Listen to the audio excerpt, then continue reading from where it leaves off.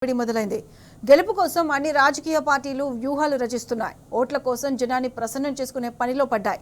అధికారం కోసం అలవికాని హామీలు ఇచ్చి ఆడి తప్పిన ప్రభుత్వం ఒకవైపు, అడుగడుగున అభివృద్ధి చేసి ప్రతిపక్షంలో ఉన్న పార్టీ ఒకవైపు. మరి జనం ఎవరి వైపు? అబద్ధాలతో మోసం చేసిన వానికి పట్టం కడతారా? స్వరాష్ట్రం సాధించి ప్రతి గడపకు అభివృద్ధి సంక్షేమాన్ని పరిచయం చేసిన గులాబీ పార్టీకే జై కొడతారా? మున్సిపల్ ఎన్నికలు సమీపిస్తున్న వేళ కొత్తగూడెం కార్పొరేషన్ అభివృద్ధిపై మా ఖమ్మం ప్రతినిధి సాంబశివరావు అందిస్తున్న గ్రౌండ్ రిపోర్ట్ చూద్దాం. ఏర్పాటైన కొత్తగూడెం కార్పొరేషన్లో ఎన్నికల కోలాహలం నెలకొంది. తొలిసారి జరుగుతున్నటువంటి పురపోరులో విజయం సాధించేందుకు అన్ని పార్టీలు బలాబలాలను పరీక్షించుకునేటువంటి పరిస్థితి నెలకొంది. అసలు కొత్తగూడెం అభివృద్ధి ఏ పార్టీ హయాంలో జరిగింది? ప్రజలు ఏమని కోరుకుంటున్నారు? కొత్తగూడెం కార్పొరేషన్లో రోడ్లు వేసింది ఎవరు? లైట్లు పెట్టింది ఎవరు? పార్కులు కట్టింది ఎవరు? డ్రైనేజీ నిర్మించింది ఎవరు? కొత్తగూడెం కార్పొరేషన్ ఎన్నికల నేపథ్యంలో టీను సంధిస్తున్నటువంటి గ్రౌండ్ రిపోర్ట్ మీకోసం. నూతనంగా ఏర్పాటైనటువంటి కొత్తగూడెం మున్సిపల్ కార్పొరేషన్లో ఎన్నికల సందడి నెలకొంది. ప్రధాన పార్టీలు విజయమే లక్ష్యంగా పనిచేస్తున్నాయి. తమకు ఓటేయాలంటూ విజ్ఞప్తులు చేస్తూ ప్రచారాన్ని హోరెత్తిస్తున్నాయి. ఈ నేపథ్యంలోనే కొత్తగూడెం అభివృద్ధికి సంబంధించినటువంటి చర్చ పెద్ద ఎత్తున కొనసాగుతుంది. 1960వ దశకంలో ఈ కొత్తగూడెం అనేది నోటిఫైడ్ ఏరియాగా ఉండేది. ఆ తర్వాత మున్సిపాలిటీగా అభివృద్ధి చెంది ఇప్పుడు నూతనంగా మున్సిపల్ కార్పొరేషన్గా రూపాంతరం చెంది రేపు మేయర్ కొలువు తీరబోతున్నారు. మొట్టమొదటి ఎన్నిక జరుగుతుంది. ఈ గడిచిన 60-70 ఏళ్ల కాలంలో అభివృద్ధి గురించి చర్చించుకున్నప్పుడు 2014లో తెలంగాణ రాష్ట్ర సాధన తర్వాతనే కొత్తగూడెం అభివృద్ధి చెందిందనడంలో ఎలాంటి అతిశయోక్తి లేదని చెప్తున్నారు.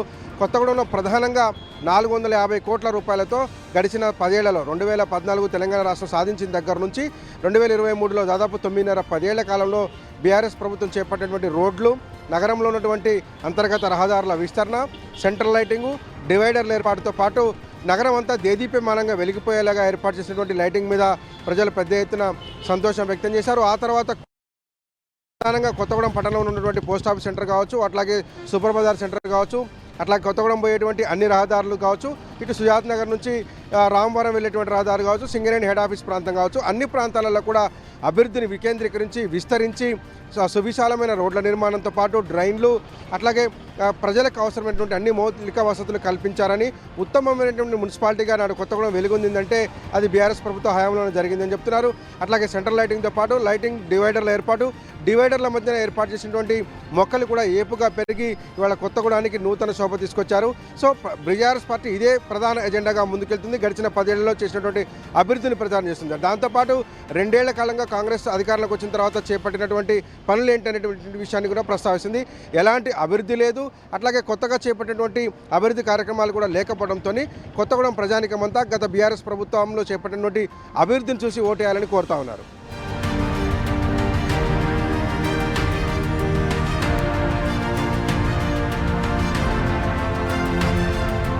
మా నాయకుడు కేసీఆర్ యొక్క ఆధ్వర్యంలో నప్పుతో నభవిష్యత్ అనే విధంగా ఈ యొక్క కొత్తగూడెం అన్ని రకాల అభివృద్ధి చేసి ఉండటానికి ఇల్లు కూడా లేని పేదవాళ్ళకి అందరికీ కూడా ఇల్లు సౌకర్యం కల్పించాను.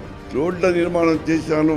పట్టు వీడిని విక్రమార్కుడుగా కొత్తగూడానికి మంచి ఇవ్వడం జరిగింది. డబ్బుతో నభవిష్యత్ అనే విధంగా కొత్తగూడాన్ని నియోజకవర్గాన్ని కొత్తగా అభివృద్ధి చేశాను. తరతరాలుగా అభివృద్ధి చేయని కొత్తగూడాన్ని కేసీఆర్ గారు తెలంగాణ రాష్ట్రాన్ని సాధించి దాదాపు 70 ఏళ్లలో అభివృద్ధి చేయని అన్ని పార్టీలు కేవలం 10 ఏళ్లలో కేసీఆర్ గారు అద్భుతంగా డెవలప్ చేశారు. ఇది ఒక మామూలుగా ఒక ఆర్డీఓ డివిజన్ నుండి ఒక కాన్స్టిట్యున్సీని ఒక జిల్లా కేంద్రంగా మార్చి ఆ జిల్లా కేంద్రం కూడా హైదరాబాద్కు ధీటుగా సెంట్రల్ లైటింగ్ కానీ డివైడర్లు కానీ అత్యంత వెడల్పుగా రోడ్ ఏర్పాటు చేసుకొని డ్రైనేజ్ సిస్టమ్ కూడా చాలా అద్భుతంగా చేశారు. కల్వకుంట్ల చంద్రశేఖరరావు గారు ఉట్టి మున్సిపాలిటీకే 150 కోట్ల నిధులిచ్చి అద్భుతమైనటువంటి రోడ్లు, డివైడర్లు, ఇలాంటి హైమాక్స్ లైట్లు, అక్కడ మెడికల్ కాలేజు, మాతా శిశు హాస్పిటలు, అసలు ఒక్కటారండే ఎంత అద్భుతంగా ఉండే. అలాంటిది కేసీఆర్ గారు ప్రభుత్వం అయిన తర్వాత కాంగ్రెస్ పాలన వచ్చిన తర్వాత నిజంగా కూడా కొత్తగూడెం మున్సిపాలిటీ కుక్కలు చెప్పిన ఇస్తారైంది. ఒక్క అభివృద్ధి పని జరగలే. ఆడాడ రోడ్లు ఇంకా వేస్తున్నారు, డ్రైన్లు వేస్తానంటే అప్పుడు ఇచ్చిన పైసలతోనే పనులు జరుగుతూ ఉన్నాయి. కానీ కాంగ్రెస్ పార్టీ కానీ ఇక్కడ ఉన్న శాసనసభ్యులు కానీ కొత్తగూడెం నియోజకవర్గానికి ఒక్క ఆటన తెచ్చింది లేదు, ఆటన పనిచేసింది కూడా లేదు.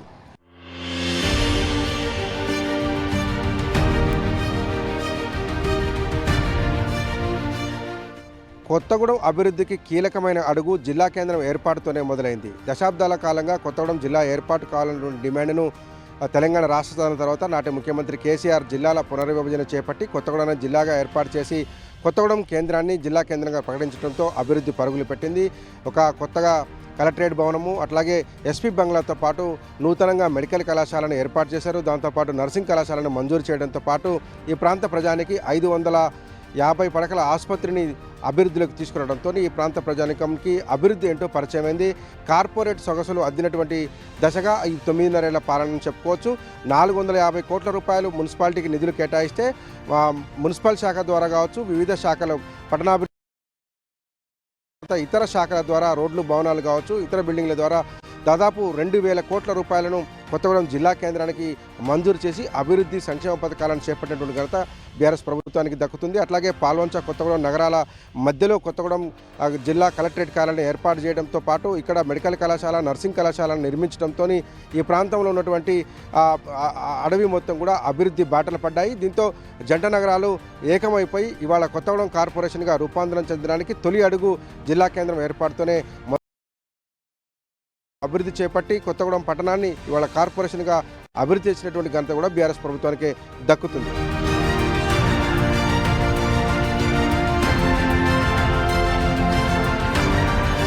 ఖమ్మం జిల్లాకి కలెక్టరేట్కి రావాలన్నా హెడ్ ఆఫీస్ 10 ఏళ్ల బీఆర్ఎస్ ప్రభుత్వ హయాంలో కొత్తగూడెం మున్సిపాలిటీలో కావచ్చు, అటు చోట్ల కూడా అభివృద్ధిని పరుగులు పెట్టించారు. కొత్తగూడానికి ట్రేడ్ మార్క్ లాంటి అనేక అభివృద్ధి కార్యక్రమాలను చేపట్టారు. మనం చూస్తున్నటువంటిది Chalamala Srinivasarao urban park, central పార్క్గా నామకరణం చేసి పాల్వంచ, కొత్తగూడెం ట్విన్ సిటీస్ మధ్యలో ఉన్నటువంటి ఒక అటవీ లాంటి ప్రాంతాన్ని, దాదాపు 250 ఎకరాల అటవీ ప్రాంతాన్ని సుందరమైనటువంటి పార్కుగా అభివృద్ధి చేసి ఈ ప్రాంత ప్రజలకు అందజేశారు. అప్పుడు అర్బన్ ఏరియాలో డెవలప్మెంట్ పేరుతోని అర్బన్ పార్కుల విస్తరణ కోసం నాటి బీఆర్ఎస్ ప్రభుత్వం చేపట్టినటువంటి కార్యక్రమాల్లో భాగంగా కొత్తగూడెం, పాల్వంచ ప్రాంతాలలో అర్బన్ ఏరియాలో ఉన్నటువంటి అన్ని ప్రభుత్వ ఖాళీ స్థలాలలో మొక్కలు నాటి వాటిని పార్కులుగా అభివృద్ధి చేసి ప్రజలకు అందుబాటులోకి తీసుకొచ్చారు. దీనివల్ల ప్రజల ఆరోగ్యం మెరుగుపడింది, స్వచ్ఛమైన గాలి ప్రజలకు అందుబాటులోకి వచ్చింది. సాయంత్రం, ఉదయం వేళలో వ్యాయామం చేసుకోవడానికి, పండుగలు అట్లాగే సెలవు రోజుల్లో కుటుంబంతో సహా వచ్చి పార్కుల్లో సేద తీరేందుకు ఉపయోగపడింది. ప్రజల జీవితాన్ని పూర్తిగా మార్చేసింది. దాదాపు 60-70 ఏళ్ల కాలంలో పాల్వంచ, కొత్తగూడెం జంట నగరాల మధ్య ఉన్నటువంటి దూరాన్ని తగ్గించలేకపోయారు, అభివృద్ధిని పంచలేకపోయారు గత పాలకులు. కానీ 2014లో రాష్ట్రం ఏర్పడిన తర్వాత కొత్తగూడెం ప్రాంతాన్ని జిల్లాగా మార్చి కొత్తగూడెం జిల్లా ఏర్పాటు చేసి భద్రాద్రి కొత్తగూడెం జిల్లాగా నామకరణం చేసి కొత్తగూడెం ఏరియాలో, జిల్లాలో అట్లాగే ఎస్పీ కార్యాలయంతో పాటు కొత్తగూడెం కలెక్టరేట్ కార్యాలయాన్ని, సెంట్రల్ పార్కును ఈ ప్రాంతంలో ఏర్పాటు చేయడంతో ఇటు కొత్తగూడానికి అటు పాల్వంచకి మధ్య దూరం తగ్గిపోయింది. అభివృద్ధి విస్తరణ జరిగింది. రెండు ప్రాంతాలు పూర్తిగా కలిసిపోయినాయి. ప్రజల జీవితాల్లో స్పష్టమైనటువంటి మార్పు తీసుకురాగలిగారు. పార్కులు అట్లాగే గ్రీనరీ. కొత్తగూడెం అభివృద్ధిలో బీఆర్ఎస్ మార్క్ స్పష్టంగా కనిపిస్తుంది. 10 ఏళ్లలో కొత్తగూడెం రూపురేఖలను కేసీఆర్ సర్కార్ సమూలంగా మార్చివేసింది. 6 దశాబ్దాల తర్వాత కొత్త జిల్లా ఏర్పాటు, జిల్లా కేంద్రంగా కొత్తగూడెంకు అదనపు వసతులు కల్పించింది. కొత్త కలెక్టరేట్, ఎస్పీ బంగ్లా, మెడికల్ కాలేజ్, నర్సింగ్ కాలేజ్ మంజూరు చేశారు నాటి సీఎం కేసీఆర్. పార్కులు, రోడ్లు, సెంట్రల్ లైటింగ్తో కొత్త కళ సంతరించేలా చేశారు. ఇక కొత్తగూడెం ప్రజలకు సెంట్రల్ పార్క్ ఒక వరం. సువిశాలమైన రోడ్లు, డివైడర్లు, పచ్చదనంతో కొత్తగూడెం ఇప్పుడు ఫరిడ వీలుతుందంటే అది ఖచ్చితంగా కేసీఆర్ పుణ్యమే అంటున్నారు ప్రజలు. వేళ అభివృద్ధి సంక్షేమంతో పాటు పేదల అభ్యున్నతి గురించి పాటుపడ్డ బీఆర్ఎస్ కాలంలో కొత్తగూడెం మున్సిపాలిటీ కేంద్రంగా జరిగినటువంటి పేదల అభ్యున్నతి అనేది ఇప్పుడు ప్రధానంగా చర్చనీయాంశంగా మారింది. పాత కొత్తగూడెం ఏరియాలో దాదాపు 1400 డబుల్ బెడ్రూమ్లు కట్టి నిరుపేదలైనటువంటి వారిని గుర్తించి వాళ్ళందరికీ కూడా గూడు కల్పించేటువంటి ఘనత నాటి మున్సిపల్ పాలక మండలికి, అప్పుడున్నటువంటి ఎమ్మెల్యేలకు దక్కుతుందని, దానికి ప్రధాన కారణం బీఆర్ఎస్ పార్టీ పరిపాలన అని చెప్తున్నారు. దాంతోపాటు అటు పాత కొత్తగూడెంలో కావచ్చు దాదాపు 1200 మందికి, అట్లాగే గంగా హుస్సేన్ బస్తీలో దాదాపు 250 మందికి వసతులు కల్పించి కరెంటు, మంచినీళ్ల సదుపాయంతో పాటు రోడ్లు వేసి ఇళ్ల స్థలాలు ఇచ్చినటువంటి ఘనత కూడా కేసీఆర్ ప్రభుత్వానికి, బీఆర్ఎస్ పార్టీకి దక్కుతుందని చెప్పి అక్కడ ఈ ప్రాంత ప్రజలు చెప్తా ఉన్నారు. కొత్త 56, 57 జీవో కింద నామమాత్రమైనటువంటి ఫీజుతో 2,000 మంది పేదలకు ఇళ్ల స్థలాలు ఆక్రమించుకున్నటువంటి వారికి ప్రభుత్వ స్థలాల్లో నివాసం ఉంటున్నటువంటి పేద ప్రజానికానికి కూడా పట్టాలు ఇచ్చినటువంటి ఘనత, రెగ్యులరైజ్ చేసినటువంటి ఘనత కూడా బీఆర్ఎస్ ప్రభుత్వానికే దక్కుతుందని చెప్తున్నారు. దాదాపు 900 నుంచి 1,200 మంది పేదలు ఎవరైతే బీపీఎల్ కోటాలో ఉన్నటువంటి వారికి కూడా వివిధ ప్రాంతాల్లో కొత్తగూడెంలో పాత కొత్తగూడెం కావచ్చు, గంగా హుసేన్ బస్తీలో కావచ్చు, ఇంకా నగరంలో విస్తరించినటువంటి అనేక ప్రాంతాల్లో ఇళ్ల స్థలాలు ఇచ్చినటువంటి ఘనత కూడా బీఆర్ఎస్ ప్రభుత్వానికి దక్కుతుందని చెప్తున్నారు. ఇవన్నీ కూడా కార్పొరేషన్ ఏదైతే కొత్తగా ఏర్పడినటువంటి కొత్తగూడెం కార్పొరేషన్ ఎన్నికల్లో ఇవన్నీ ప్రభావం చూపుతాయని చెప్పి 2 ఏళ్లుగా అధికారంలో ఉన్నటువంటి కాంగ్రెస్ ప్రభుత్వం ఎలాంటి పేదల అభ్యున్నతి కోసం కృషి చేయలేదని, ఒక ఇళ్ల స్థలం కూడా ఇచ్చిన పాపాన పోలేదని, ఇచ్చినటువంటి ఇందిరమ్మ ఇళ్ళు కూడా గోడల దశలో ఉండిపోయాయని చెప్పేసి ఈ ప్రాంత ప్రజలు బాధపడుతున్నారు.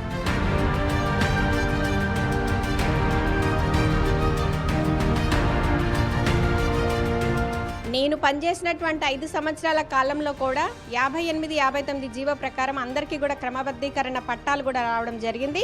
అంతేకాకుండా ఎవరైతే పేదలు ఉన్నారో వారికి డబల్ బెడ్రూమ్లే కావచ్చు, అదే కాకుండా 75 గజాల స్థలాలు కూడా ఇచ్చిన ఘనత బీఆర్ఎస్ ప్రభుత్వాన్ని.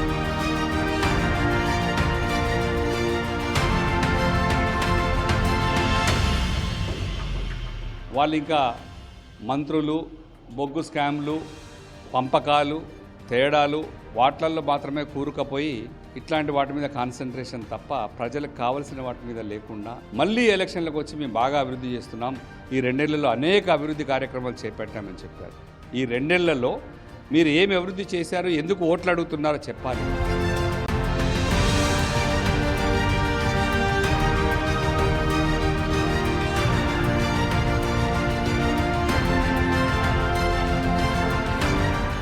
కొత్తగూడెం కార్పొరేషన్లో 10 ఏళ్ల బీఆర్ఎస్ పాలన అభివృద్ధి, సంక్షేమం, పేదల అభ్యున్నతిగా కొనసాగితే 2 ఏళ్ల కాంగ్రెస్ పాలనలో అధోగతి పాలైందని చెప్పి కొత్తగూడెం కార్పొరేషన్ సంబంధించిన ప్రజానికం మాట్లాడుకుంటున్నారు. ప్రధాన ప్రతిపక్షం కూడా ఇదే ఆరోపణ చేస్తుంది. మిగతా విపక్షాలు కూడా ఇదే అంశం మీద మాట్లాడుకుంటున్నాయి. ఉదాహరణకు ఇప్పుడున్నటువంటి ముర్రేడు, ఈ కొత్తగూడాన్ని అట్లాగే లక్ష్మీదేవిపల్లి మండలాన్ని మధ్యలో చీల్చుకుంటూ వెళ్ళేటువంటి ముర్రేడు వాగు దశాబ్దాల కాలంగా ప్రవహిస్తుంటుంది. ఇక్కడ ఒకప్పుడు మంచినీటి కాలువలాగా ఉన్నటువంటిది ఇది తర్వాత జనాభా పెరిగి మురికి కూపాన్ని తలపిస్తుంది. దీన్ని అభివృద్ధి చేయాలనేటువంటి లక్ష్యంతో అప్పుడు మున్సిపల్ శాఖ మంత్రిగా ఉన్నటువంటి కేటీఆర్ 150 కోట్ల రూపాయలు మంజూరు చేసి ముర్రేడు వాగు రివర్ ఫ్రంట్ని అభివృద్ధి చేయాలని భావించారు. ఇటు పక్కన ముంపును నివారించడంతో పాటు మురుగునీరు కలుషితం కాకుండా మురుగునీరు సపరేట్గా వెళ్ళేలాగా మురుగునీటి వ్యవస్థ నిర్మాణం చేయటం, అట్లాగే ముర్రేడు వాగుకు 2 వైపులా రిటర్నింగ్ వాల్ నిర్మించి అటువైపు ఇటువైపు ఉన్నటువంటి ఉపేంద్రనగర్ కావచ్చు, శ్రీనగర్ కాలనీ కావచ్చు, సాయినగర్ కావచ్చు, కూలీలేని కావచ్చు, కొత్తగూడెం ప్రధాన పట్టణానికి ఉన్నటువంటి బస్తీలలో ఉన్నటువంటి ముంపు నివారణను తగ్గించడంతో పాటు ఆయా ప్రాంతాల్లో మంచినీటికి సంబంధించినటువంటి గ్రౌండ్ వాటర్ లెవెల్ పెరిగేలాగా ఒక ప్రణాళిక రచించారు. ముర్రేడు రివర్ ఫ్రంట్కి ఒక శంకుస్థాపన చేసి 150 కోట్ల రూపాయలు కేటాయించారు. కానీ 2 ఏళ్ల కాలంలో ఇక్కడ గెలిచినటువంటి ఎమ్మెల్యే, సిపిఐ ఎమ్మెల్యే కునంనేని సాంబశివరావు కానీ రాష్ట్ర ప్రభుత్వం కానీ ఒక తట్టడి మట్టి తీయలేదు. కనీసం 150 కోట్ల రూపాయలకు సంబంధించినటువంటి పనిలో అంగుళం పని కూడా జరగకపోవడంతో ఇంకా ఈ ముర్రేడు వాగు మురుగు కంపు కొడుతుంది. రోజు రోజుకు దుర్గంధం వెదజల్లుతూ పట్టణ ప్రాంత ప్రజల యొక్క ఆరోగ్యానికి శాపంగా మారింది. అప్పుడే కనుక బీఆర్ఎస్ ప్రభుత్వం మళ్ళీ అధికారంలోకి వచ్చి ఉంటే ఇప్పటికల్లా ముర్రేడు వాగుకు సంబంధించినటువంటి రివర్ ఫ్రంట్ పూర్తయ్యేదని కొత్తగూడెం వాసులు చెప్తున్నారు. నగరంలో డ్రైన్లో తీసేటువంటి పరిస్థితి లేదు. 2025 జనవరిలో మున్సిపల్ సంబంధించినటువంటి కాలపరిమితి ముగిస్తే ఏడాది కాలంలో డ్రైన్లు శుభ్రం చేయడం లేదు, రోడ్లు శుభ్రం చేయడం లేదు, ఎక్కడ వేసిన చెత్త అక్కడే ఉంటుంది. దుర్గంధం వెదజల్లుతుంది కొత్తగూడెం అని చెప్తున్నారు.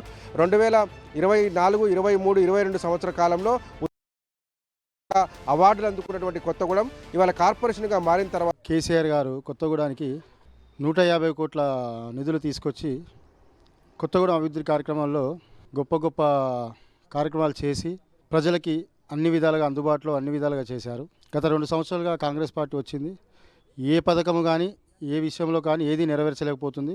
మనం ఒక్కటే గుణపాఠం తెచ్చుకోవాలి. కాంగ్రెస్ వాళ్ళు ఏం నష్టపోయినాం, టీఆర్ఎస్ పార్టీ వాళ్ళు ఏమున్నాం. ఇటువంటి చేసే వాళ్ళకి తగిన బుద్ధి చెప్పాలంటే కాంగ్రెస్కు ఓటు వేయొద్దు. టీఆర్ఎస్ పార్టీ నాకు రేపు పోలీసు వాళ్ళ తర్వాత చూడండి, చూసిన తర్వాత అయినా ఇప్పుడు కారు గుర్తుకు ఓటేయాలి. మళ్ళీ ముఖ్యమంత్రిని కేసీఆర్ చూడాలంటే కింది స్థాయి వాళ్ళని గెలిపించుకుంటే పై స్థాయి వరకు ముఖ్యమంత్రి అవుతాడు. కొత్తగూడానికి సంబంధించినటువంటి భవిష్యత్తుకు సంబంధించినటువంటి ఎన్నిక అని చెప్పేసి ప్రజలు చాలా ఆలోచనతోని ఓట్లు వేయాలని చెప్పేసి నేను విజ్ఞప్తి చేస్తా ఉన్న బీఆర్ఎస్ పార్టీ జిల్లా అధ్యక్షునిగా. కాంగ్రెస్ ప్రభుత్వం వచ్చిన తర్వాత మరి 2 సంవత్సరాలు అవుతా ఉంది. కార్పొరేషన్ ఏర్పాటు చేసి కూడా సంవత్సరం అవుతా ఉంది. ఒక నయా పైసా కూడా ఖర్చు పెట్టినటువంటి పరిస్థితి కనిపించడం లేదు. అనేక అబద్ధాలు ఆడి అబద్ధాలతోని మాయమాటలతోని మోసం చేసి మళ్ళీ మోసం చేసి ఓట్లు దండుకునేటువంటి ప్రయత్నం చేస్తూ ఉన్నాడు రేవంత్ రెడ్డి గారు. బరిదెగించి 100% మీరందరూ అవకాశం ఇవ్వండి. మరి కార్పొరేషన్ అభివృద్ధి ఏందో 100% కేసీఆర్ గారి నాయకత్వంలో వారి సలహాతోని సూచనలతోని బ్రహ్మాండంగా మళ్ళొకసారి అభివృద్ధి చేస్తామని చెప్పేసి భవిష్యత్తులో బీఆర్ఎస్ పార్టీ ప్రభుత్వం రాబోతా ఉందని చెప్పేసి తెలియజేస్తా ఉన్నా. అసహించుకుంటున్నారు ప్రజలు. ప్రతిపక్షంలో ఉన్న మాకు సర్పంచులు అత్యద్భుతంగా సపోర్ట్ చేశారు, ఒక బూస్ట్ని ఇచ్చారు. వివిధ రకాల గుర్తుల మీద పోటీ చేస్తేనే ఇట్లా వచ్చింది. ఇప్పుడు జరుగుతున్నటువంటి మున్సిపల్ కానీ కార్పొరేషన్ ఎన్నికల్లో కూడా కారు గుర్తుపై ఎలక్షన్ జరుగుతుంది. అద్భుతంగా ఓట్లేయండి. తద్వారా ఈ రాష్ట్రం ఈ 5 ఏళ్లలో, ఇప్పుడు 2 ఏళ్ళు, రేపు రాబోయే 3 ఏళ్లలో కూడా అయిన నష్టాన్ని మళ్ళీ తీసుకోవాలి, మనము పూడ్చుకోవాలంటే కేసీఆర్ గారు మరొకసారి ముఖ్యమంత్రి కావాల్సిందే. మళ్ళీ కాంగ్రెస్ను దాదాపు ఇంకొక 15-20 ఏళ్ళు రాకుండా బొందబెట్టాలి. 60 డివిజన్లలో ఖచ్చితంగా కారు గుర్తును గెలిపించుకోవాలని చెప్పేసి మనస్ఫూర్తిగా అందరినీ రిక్వెస్ట్ చేస్తున్నాను. కేటీఆర్ నాయకత్వంలో అద్భుతంగా చేశాం. నీ ఒకటే కోరుతా ఉన్నా, రేపు రాబోయే రోజుల్లో రాబోయే ఎన్నికల్లో ఖచ్చితంగా మీరు బీఆర్ఎస్ పార్టీ గెలిపించాలా. Special focus. Keep watching 2 News.